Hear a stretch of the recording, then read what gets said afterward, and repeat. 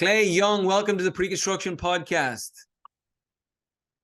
Great to be here, Gareth. Good. Love what you're doing here on this podcast. Love it. And I love more what you're doing on LinkedIn. If anybody is not following this guy on LinkedIn, you're missing a trick. There's probably 4 or 5 influencers on LinkedIn when it comes to pre-construction and estimating across general contractors and subcontractors that you must follow, and you're one of them. And I love your slogan, empowering with purpose, and that's what you're trying to do. It's aligning perfectly with what the podcast is doing. It's taking us into pre-construction, into estimating, talking about the successes, talking about the failures, even more importantly, and getting it out there and everybody thinks that this has been done for the next generation. Believe it or not, we're always learning. Even me and you as young guys, Clay, we can still learn a thing or two. Yes, we're lifetime learners. That's what I always tell my group. We got to be lifetime learners if we're going to be successful here. So always, Brilliant. And everybody has something to add to the conversation. Young, old. It's good to collaborate for sure. Absolutely. And the biggest thing on that is thinking that someone knows someone, presuming something. That is the biggest killer for learning and development, because if you don't ask the question, or you think it's a stupid question, or you think that what you're going to say won't add value and the person already knows that, then what's the worst can happen? They can say, yeah, I know that, or I got that. 90 times out of 100, you think that other people know what you know, and in actual fact, you as the expert are the expert. And your expertise, Clay, is electrical contracting. So if you're interested in electrical contracting, sit back, get the popcorn out. This is going to be a roller coaster. Right. So, Clay, you've been through a lot of good companies, all on the subcontractor, the GC side, on the electrical side. I'm not going to go through that. Usually we go through people's history. Listen, this guy has got it 15, 20 years, owned his own electrical subcontractor, owned his own GC, worked with some of the best electrical contractors in and around the Dallas, Texas area. But now you have decided to open your own electrical contracting business. It's called Falcon Electrical. It's based in Dallas. Talk me about the decision to do that, Clay. Yeah, I've just been in consulting for a number of years, helping other contractors out, seeing what the market really wants, seeing some of the inefficiencies in the processes that's out there. And then also trying to give the GC a more intimate subcontractor that same level as some of these big guys. And I think that's big. I think the agility that we can bring, I think the processes that we bring, the technology that we're embracing and trying to streamline some of this stuff, and then the value that we can add pre-bid, right? A lot of the small contractors are really just playing in specs. We're bringing something different to this market from a pre-con perspective, where we're going to bring a lot of value to these GCs. So. Brilliant. And that's what I want to dig into, because you've been on both sides. You understand what's been going on. You've been consulting for the last 4.5 years. You've seen the pain points that the GCs are going through. Give us an idea what you've been learning and how Falcon will collaborate differently with the GCs. And also, what do you expect on the GC side? Yeah, I think Falcon's going to be offering more value for a put together number, right? Too many times in this market, especially here in Dallas, there's one spreadsheet that floats around to every company, and it comes with a number, right? And it's a metric of square foot, or depending on the type of market, the sub market that it's in, they adjust those numbers. Falcon's going to come to them with a model that we have that's basically what I've developed is like estimating modules. And as we go into that market, we have those modules and we just build upon them, right? And so at the end of that, what we give you as an estimate, that number is not just a number. It has quantities, it has man hours, it has staffing, it has schedule. And so it becomes something that the GC can really analyze, stick their teeth in. It builds trust with that GC. They're not just getting a number and saying, where did this come from, right? Oh, I had 2 or 3 similar projects. Well, you and I both know there's no such thing in my book as a similar project. Every one of them has its own unique obstacles to overcome. And so to have something like this that we can put together fairly quickly, but has some substance to it, is going to be real valuable to the GC. I love this. You know why? This is doing what the GC is doing with the owner and the client to the GC. So I don't know if you might have seen them. I've had two young companies on recently, Rearc and Impetus, and they are very much focused on pre-construction services towards the client, right? So their value add is they give them way more information that they need. They visualize the information. They give them video content. They give them marketing. They give them everything that they need to be able to use, to be able to comprehend about the constructability of the project. You're basically doing that with the GC. So you're essentially breaking barriers down when it comes to collaboration. Yeah, 100%. I think too many times a GC reaches out to 10, 15 other subcontractors. Hey, here's my scope. They get a number right before bid time. There's no collaboration. They don't even really know what's in it other than what the template proposal comes back as. I want to be open, transparent, collaborative throughout that process. And so, yeah, we're going to open our estimates wide open. We're going to talk through them. We're going to, bring some value on, hey, is this over designed? Is this under designed? Here's some things that we see that we think can, move the needle from a cost perspective and a schedule perspective. And hopefully that helps the GC land that job and or the owner to say, yeah, this is a go. Or, I think in this environment right now, the price with prices starting to escalate, having somebody at this level to look at it and really say, hey, we can do this for this job for this amount of money, can put some confidence into that owner and saying, okay, I trust this number. We can do this. As we both know, a lot of times projects are going over budget and over schedule. So this is hopefully a way to do that in a collaborative manner.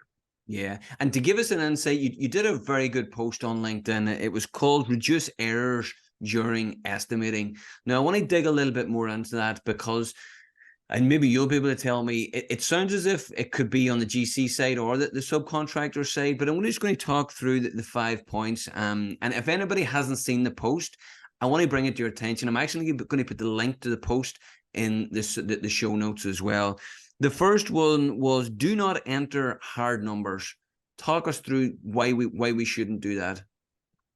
Yeah, I think with the onslaught of all the various technologies and with the aging demographics of estimating and pre-construction, we had just a hodgepodge of people doing estimates their own way, right? So we had some that were doing hand takeoffs with highlighters on the actual drawings. We've got some doing on screen using Bluebeam or Plan Swift, one of those. And then we have some that are using, high-powered estimating software that has a bolt-on type on-screen takeoff. And so what I found in multiple subcontractors, and one I think too is the cost. There's a cost slant to it as well. Is they can't afford to do this, so we got to do Excel spreadsheets. We got to do some of these other things. And what I found is everybody does a takeoff a certain way, and then they go get this estimating hardware, and they have the spreadsheet up, and they punch in numbers in to get the assemblies that they need. And too many times, estimators punching it in, time for a break, time for lunch, they pause, they come back an hour later, forgot where they were at. And I've seen numerous places where they're missing whole floors, they're missing whole scopes. So that's just number one. Find an estimating software that's a push of a button or that works in collaboration with each other. There's some workarounds with some of this stuff. If you can dump it into the estimate from Bluebeam or something like that, that's better than just hard punching, right? Yeah, absolutely. I mean, as you say, that it was funny. We had a post as well about your funniest stories during bid day, and the GC, one of the guys, entered the electrical contractor's phone number as the bid number. And it's just these things happen. We might laugh at them, but my God, should that get to a stage where that bid is accepted and they're running with that number, then you're in bother. And it happens all the time. And as you say, processes are very important because, listen, there's some smart people within construction, and they're going to be leaving the construction industry within the next 15, 20 years. And their process, they do have it in their head, but not everyone is as talented as that or has got that sort of experience. So processes are so important. And is that where technology has to step up to the plate? 100%. Yep. Technology is what's going to make that workflow smoother and everybody on the same page, right? Congruency, transparency is what I like to call it. But yeah, too many times a senior estimator is doing something different than a junior estimator, than an estimator 2 or 3, or even a chief estimator. Everybody's takeoff is different. Everybody attacks it differently, and so when you do that, there's misses. And the bad thing is because it's not the same every time, you can't easily go in there and find the misses. So the process alone, if everybody does it the same, whether somebody has a better process or not, set up a process, make everybody do it the same way. That's going to expose the misses way easier to find. And then if you have to tweak that process, then tweak it as a department across the whole department and individuals. If one person's doing it and everybody else isn't, then you're going to have issues. You're going to miss some stuff. Yeah. And the third one was review sub quotes. Clay, why is that important? Yeah, too many times we send one link out to a subcontractor, and we see this from a subcontractor perspective from a GC. They send out one link and say, hey, you're responsible for all of this, right? What does that mean? I mean, there's so much stuff there. And then, everybody's guarding their number until 30 minutes before bid time, and they just throw it up, and here we are. I've got this number. Am I going to plug it and just say, all right, you're going to eat this? To me, that's not a partnership. It's not a trade partnership that I want to be a part of. And so, yeah, I think getting numbers earlier. One, the sub has to be trusting in that, hey, I have a partnership with this GC. I'm willing to give them that number early. And that comes from early collaboration, right? But you gotta keep from holding things to your vest for too long. It's only gonna hurt you in the end. But when you're reviewing that, I mean, look, there's exclusions. Some people include taxes, some people don't. Some people have FOB, freight to the job site. Some people don't. Some people, have attic stock in their numbers. Some people don't. So to have a process in place that really reviews this instead of just looking at the bottom number and saying, hey, I'm rolling with this. I've seen that a lot of times too. It's like, hey, this guy quoted all the lighting, but excluded the site lighting. Well, that was $200,000. You just missed it because all you did is take the bottom number without really doing going through the process of reviewing this quote. So very big. Yeah, and that not only what that does as well. I mean, within the GC, the pre-construction managers and the senior estimators within these companies now are going to client meetings. When the client asks them a question about that electrical package, very simply, if they can't answer it or if they can't talk about the number, then they're looking a bit stupid. And not only that, they've then got to go back to the electrical contractor who has put all the information, either read the sub quote and get the information, or ring the electrical contractor up and get that information. It's a waste of everyone's time. Whereas if you read it, you're saving money. You're looking at risks that might be in there, and you're highlighting them, and then you're able to talk to the client at a much higher level. 100%. Yeah, risk mitigation is big in that whole process. And really, I think that's the value that the subcontractor brings to the GC, right? They want to mitigate risk. It's up to the subcontractor to expose those risks. Hey, if we go this route, here's your risk involved. If we go this route, it might be a little bit more, but we're mitigating risk. What's your risk tolerance, right? Same with that, having that conversation with the owner. And I think too, that's another thing that a subcontractor can bring to a GC is if you collaborate early, make sure that GC can talk the right language when it comes to an electrical system, right? Don't just give them the number and let them run with it. Yeah, I love it. And then the fourth one is study the pre-build schedule. How important? Why is that important? Well, a lot of times as a subcontractor, depending on what market you're in, you don't even get one, right? So I think it's huge. From for many reasons. One, we want to know the start date. We want to know the substantial completion date. Different industries and trade scopes, you know, they get on site at different times depending on the type of job. We might get there early, do a bunch of underground, go away for a little while, come back and trim out, and there's a big ramp up for electrical. But if it hasn't been thought out well, for me, one, it's telling me that the GC hasn't done their homework, right? So I like to understand, hey, are they giving me a schedule that makes sense, or is it copy and pasted from another job? Like, it just gives me a little warm fuzzy of how much research these guys are doing, and how much how much time has been spent into that schedule. But then there's also, I like to look at the activities. Do they really understand the electrical scope? Is it just one block and saying, hey, here, you got 3 weeks to do this? Or is it, you know, in a detail that makes sense, that allows us to look at the workflow?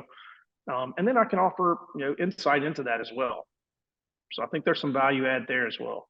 Well, there's definitely value add from your side. I mean, you've ran a GC yourself, so there's definitely things that you could see. But I like the way you're kind of asking the GC questions rather than just producing a number and hoping for the best. That's proper qualification on your side. So go, no go. How much of that happens on the electrical subcontractor side? How much of the electrical contractors do they say, is this a GC that I want to work for? Is this a GC that's going to deliver this project? Because at the end of the day, their reputation's on the line and your reputation's on the line as well. Yeah, so if they've gone through my bid less, win more process and classes, they better be doing it, because that's what I teach. Yeah, look, I don't subscribe to just going out and bidding the project. I want to win. I don't want to win that project. I want to win the relationship with the right GC. So I'm doing a whole lot, and I train and teach to do a whole lot of basically pre-bid understanding of the GC. You need to dig into them. Do they even do the type of work that you like to do, right? Is that your bread and butter? Because you might be winning a job that you can't do. You're going to lose, right?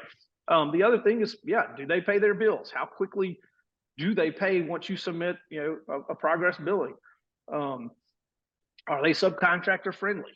All of those things, and I have like a sheet that I rate every GC. And I say, all right, I want to do a white glove treatment to 3 to 5 of them. And they're going to get the touches. It's going to be a VIP type treatment. They tell me to go somewhere, I'm going. They got 100% access to me and the rest of my team. And they're going to get the value adds at Precon. Then there's going to be another group that I'm curious, I don't know enough about. I'm only going to do $500,000 worth of a project just to kind of test the waters, right? And then there's some that's just red listed. It's like, nah, I already know from past experiences, they just don't align. Not that they're bad companies, they just don't align with what, you know, our core values are and what we're trying to accomplish in the market. So yeah, I think it's big, but I don't think it happens. Every company it just doesn't happen enough. Yeah, 100%. And I love that the white glove treatment. I'll tell you why. You think about the collaboration that we're talking about, both in the GC and the sub side. It's a big commitment. It's a big financial commitment. I mean, we talk about pre-construction services not being paid enough for. And it's the same on the sub side. I mean, if you're going to go on and get involved really early with the GC, you need to be pretty damn sure that you're going to have a good shot at winning the job, if not a guarantee that you're going to win the job. And then B, are you going to get, and do the subs, is a question, it might sound stupid, but do the subs get paid for pre-construction services? It just depends, right? Depends on the delivery method. You can do, I mean, we do some fee plus type jobs. We do some fees for pre-construction services. Most of the time you don't. I mean, my approach, especially with the smaller and the mid-size EC, what I like to do is I say, hey, look, you need to go sit down with a GC in December. You need to tell them, I'm looking to do $25 million worth of work. I want to get $8 million from you. Here's my bread and butter. I know you're doing that kind of work. You know, what's on the horizon? Here's my value add. I'm going to align all of my vendors, my subcontractors, to give me the best numbers, to really dig into this thing, look for optimization. But on all the other stuff that you're bidding, I'll be a check number. What does that mean? It's usually just quantities. It's usually like, give him something that, hey, I don't want to win this, but I'm going to give you a guy that's going to help you guys, level the bids, whatever it is from an electrical perspective, or offer, some value engineering insight. So that's kind of our approach. Is we're going to dig in hard on the stuff that's our bread and butter and that we've aligned with early for that year. And then we're going to also give them something, and that can be different on every project. Hey, look, I need some quantity checks, or I need some man-hour checks. Then we'll allow some time for that. And yeah, it's free. It's FREECON. Yeah, and no, it is. Listen, it is. It's FREECON, but at the end of the day, it's a long play as well. And I think we've got to find the balance on that. On the general contractor side, I talk to GCs all the time. They're getting about 30-35% of their pre-construction services paid for, which is not a bad number. To me, it's got to get higher. It really does, considering that but without that pre-construction service, the project wouldn't be a success, and they'd probably pay 3-4 times the amount of that pre-construction services cost on the other end. And this kind of comes nicely to your fifth point when we talked about how do you reduce errors during estimating. And it's the inclusion of operations as early as possible, whether that be on the GC side or the sub side. On the subcontractor side, how early do you get the operations guys involved in an estimate or a bid? Yeah, in the real world, and what I've seen in the market, they get about an hour to understand the project before they go to a post-bid interview, and then they find out we win, and then you give them another hour or two to kind of digest the plans and specs and the estimate, and then you're like, all right, go build, good luck, right? And yeah, so part of my process is bring them in very early. I even like them to have a voice in what we make no-go decisions on, right? Yeah. And that's can be different per job, but I like to understand what our bread and butter is, and what our bread and butter is. To me, the definition for that is, one, we make the most money on, but two, our field guys like doing that kind of work. They're happy, they're comfortable, they know what to do. It's kind of second nature to them to go do that kind of work. So I'm going to go try to go get that kind of work. But at the same time, I want them to be in on the decision on the specific project or opportunity that's in front of us. So I'll bring them in early and say, hey, look, these are the things we're looking at. This graded really well, but I want your input on it. Let's look at schedule. Let's look at constructability. With the onslaught of technology, Microsoft Teams was kind of the first one out there that we started using for collaboration. What I like to do is set up a Teams channel, and I bring in operations at that time. So I have our estimating and pre-con team. They're starting to ask questions. They're starting to take snippets, and then it allows operations to get in on the conversation early. Because a lot of times, especially in the small business world and the mid-sized companies, they can't afford to bring it into the office for hours at a time.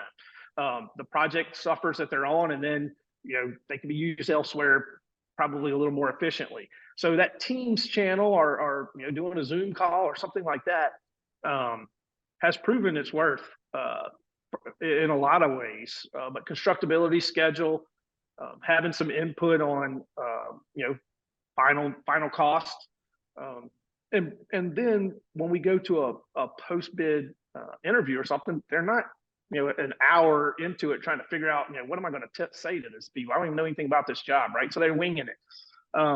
So yeah, we bring them in real early from go decisions all throughout the estimating process, and then at final, we'll do a final estimate review, and we bring them in for that too.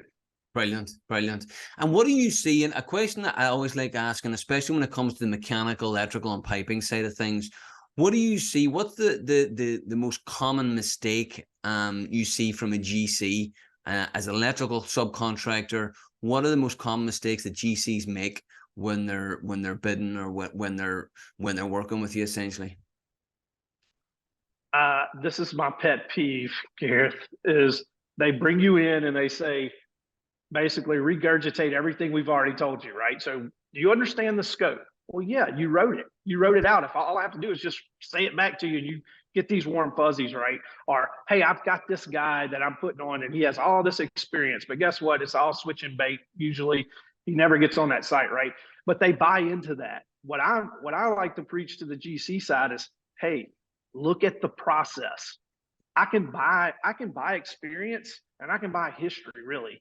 It's the process. What do you have in place that ensures a consistent process? Most of the time, each PM, just like each estimator, has their own way and own process, and it can get off the rails very, very quickly. So I like to teach and try to coach GCs into saying, hey, I don't really just tell the sub, I don't really care about your scope, right? You got to ask those questions for sure, but spend more time on how do you create POs? How do you budget, or you know, how do you control your cost? How do you control your man hours? What tool are you using? Is it a spreadsheet and you just have this huge number of man hours and you're like, all right, I'm tallying them up as you go? I mean, how antiquated is your system? Because that's going to make or break the project, right?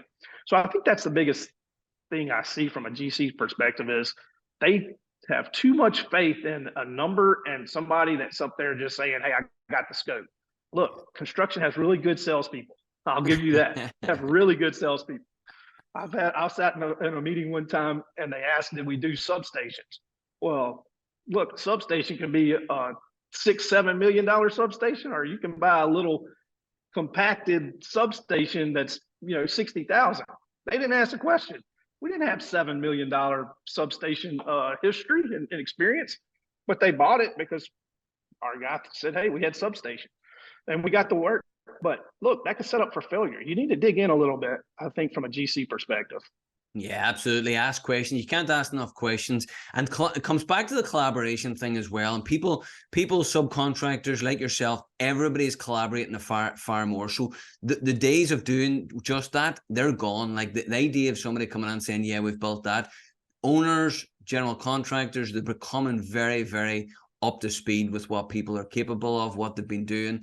And as you say, if they ask the right questions, especially around technology, it gives you a gauge of, is this company relying on one genius that's been there for 40 years that could retire any day, never mind any year? But the collaboration side is something that we struggle with in construction. We talked about it pre-recording here. We know that there's a mental health issue within construction because people don't talk about their feelings. It's the same when it comes to failures and successes, and subcontractors, general contractors. We need to get better collaborating. I think that's what's, from what you're telling me, that's what really excites you now about you starting up your GC again. Yeah, 100%. I think collaboration is the key to success. And it can tell you a lot about a person, but I also think with early collaboration, I think there's a feeling or a sense that the GC thinks that he's got to commit to you with that early collaboration. I think it's a relationship, right? You're building that relationship. And so look, you're not going to win them just because you're collaborating early and you're doing some things. I like to call it adventure. Like I want to get people in adventures and outside of the job site to understand how they're collaborating together, how they work together, what are their personalities under pressure, right? And so I think that's some of that just in the collaboration pre-bid, right? Is this guy really thinking through this thing? Oh man, he's really deep in what he's looking at. I didn't think about that, right? And so you start building trust without even giving a number. And I think that's huge. I think that's huge. But yeah, I think I'd said this before we started recording, is that a company that doesn't collaborate and isn't transparent and isn't sharing the failures and the things that the hiccups they've had along the way, they're gonna fail. In the end, they're gonna fail. They're gonna die on the vine. Absolutely, and we're seeing it more and more. I mean, more on the GC side. You would see it more on the subcontractor side. The GCs that are open and honest and focused on pre-construction services are thriving. Their backlog into 2024, even into 2025, is absolutely huge. And even some of the bigger firms that focus and have invested in R&D when it comes to technology and training and developing their talent. But one thing I could not let you go without, as an electrical expert, is talking about price escalation and supply chain. What are you seeing out there, Clay? Are we seeing things starting to relax a little bit? And what are we going to see into 2024? Man, you're asking me to just cast that magic wand out there. Lead times are still out there on gear, transformers, switch gear, that type of stuff. I mean, that's a big obstacle to overcome. It's a huge question that you have to ask. I just did one this morning, and you know, the owner's wanting something done by the end of October, and it's got switchgear on. It's got 16 to 20 week lead times. So yeah, it's something that you have to be cognizant of. Pricing wise, I mean, I'm hopeful. I mean, we see some materials coming down, but then we see others kind of spiking up. I think once the supply chain kind of comes to the mainland a little more, or they're manufacturing some more stuff here, we might see some relief there. But man, I don't see it. I think not just from a material perspective, but just cost of construction. With the implementation of technology, owners and GCs are asking everybody to do more with less. But it costs. I mean, just because you have less people, you got technology. You got a lot of other things that they're asking for that, you know, back in the day, the traditional GC didn't have to do. Yeah, that's the balance. I mean, that's where technology for me's got to come up to the fore. But again, you can't just switch tech. You can't just decide one day I'm going to get technology and it's going to help me and it's going to like help me increase the capacity of the company. It takes time to implement. And I think, listen, the old Chinese proverb about when's the best time to plant a tree 7 years ago, when's the next best time? It's today. If the companies that didn't look into technology during COVID, when they had some downtime, the companies that didn't do that are suffering badly right now. And the companies that did during COVID get on, implement good technology, good processes, they are absolutely thriving, and they will in 2024 when it continues to get busier. Yeah, you know what I'm starting to see too, at a small scale even, but even the larger ones, is these companies that are now starting to have an R&D division, they're going to thrive. They're starting to understand technology, how they can implement it, how it makes them stronger, how it makes it better. And then the ones that just doesn't fit with their companies, because there's too many, especially small contractors. You know, we get bombarded with all types of technology, but they don't have the time to really vet it out and make sure that it works for what they're trying to do. And they all of a sudden buy it and they're bogged down in it and they can't get anything done. And then they spent all this money on it. So I'm starting to see these R&D type small, and sometimes it's kind of a sister company of the big company, right? It's not just necessarily part of that company, and they're trying all kinds of new technologies and stuff. And I'm seeing some successes with that. Yeah, I like what you're saying there as well. And I've got a couple of contractors that I'm dealing with at the moment that have done just that. But what they've done is, rather than implementing the technology's processes, they've gone out and found a process that is cognitive to their process rather than the other way about. Because if you've got a winning formula, you should get a technology that partners with that and is able to run that process, rather than having to change it. Because we know that we're not great at change, but if we can get a good technology that works well with our company, because they all do different things. They might tell you that they all do the same. They do not. They are all completely different, and you can use them in different ways as well. Yeah, good point. Too many traditional contractors only do it one way. It's my way or the highway, or I can't do that job because I don't know how to, you know, that's not what I do. You either get my cabinet built this way or that's it, type of thing. And the same way with this technology. Yeah. You see people say, hey, this is my idea. This is my process. This is the only thing I know that works. And they're getting left out because you're not going to find a technology that's going to do just that, or you're going to spend a lot of money doing that, right? You got to change your thinking up. There's some guys, very smart guys, that's come from outside of the industry that has a really good process that can make some tweaks to your process and your business that can really spike revenue and profit. Exactly, and both in the short term, medium term, and the long term as well. Clay, this has been absolutely brilliant. Thank you very much for sharing your insights. And I just want to give people a shout out and give you a chance to talk again about Falcon in Dallas. Obviously, it's just starting. What geographic are you going to cover? Are you going to look at certain markets? What are you going to specialize in? Yeah, so I mentioned a little earlier. I'm going to give the white glove treatment to 3 to 5 contractors. We're going to go anywhere they go across the Southeast United States. We're starting and based out of Dallas. We're going to reach out to Austin pretty soon. I already have a GC that wants to go that route, and then over to Houston. So we'll kind of do that Texas triangle early. But we're going to go across the Southeast for contractors that really want us. And I think there's some value add there. They don't have to go out and search for subcontractors in a market they're not familiar with. And then they also are getting a subcontractor, one that can bring value pre-con, but also understands their processes and works well with them no matter where they go. So I think it can bring some value on both sides. Brilliant, Clay. I tell you what, I'm excited to follow you. I want I'm going to bring you on in 12, 14, 16 months again to see where you're at, because this is exciting. I think very much like Rearc and Impetus, the young, vibrant, collaborative, pre-con focused contractors, and that's on the G side. If we can get subcontractors thinking along the same way, I think we've got a hell of an industry ahead of us. Yeah, I'm looking forward to it. Excited about it. Looking for the right GCs to collaborate with, and getting reached out to every day. So I'm excited about it. I appreciate you having me on, Gareth. Clay, you've been a pleasure. Thank you, sir. And then listen, if anybody wants to speak to Clay, wants to follow up with any question, wants to hear more about Falcon in the Dallas, Fort Worth, Houston, Austin, I will drop your contact details, the website, the LinkedIn profile in the show notes. So just drop me a DM, and I hope it helps. Perfect. Thank you, Gareth. Appreciate it, man. Cheers, Clay. Bye-bye.